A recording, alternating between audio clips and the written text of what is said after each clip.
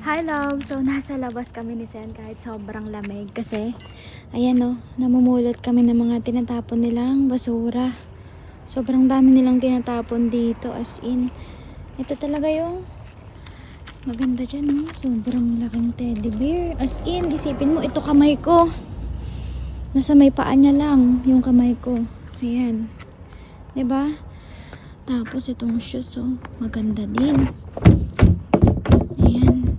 Ano ba tatak nito? Puma ba to? Puma, oh. Original Puma. Ayan, oh. Pati yung painting sa baba. At ito rin, malaki. Sobrang ganda. Kailangan lang linisan. Hindi ko lang alam kung kasya yan sa package. Kasi malaki siya, eh, oh. Ito pa, oh. Halos bago din, oh. Lagayan ng mga gamit. School supplies. Ito, kukunin ni Sen ito. Ayan. Frame. Tapos lagayan ng mga gulay. Ayan, may gulong siya. Kukunin niya yan.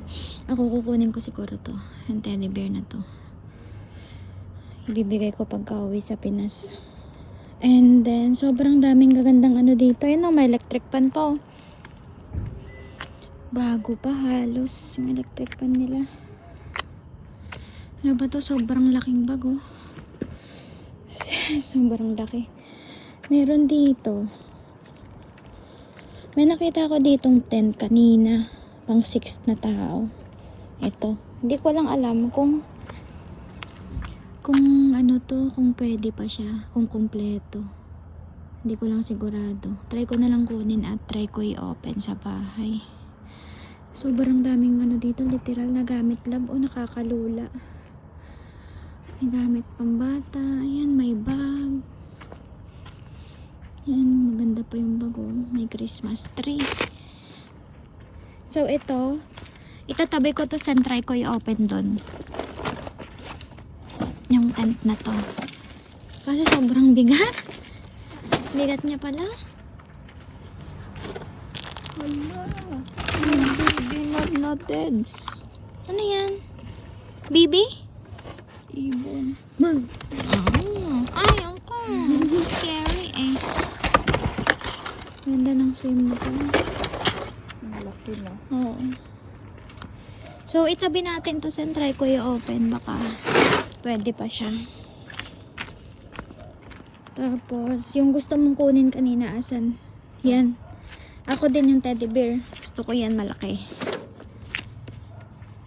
Tsaka shoes na Puma. Ayan, gusto ko to. Sobrang laki nito. As in.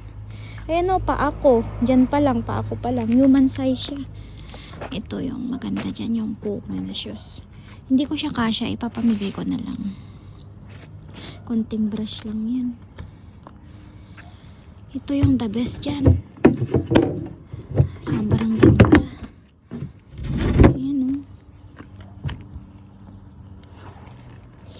Ano yan? Hindi ko rin alam po.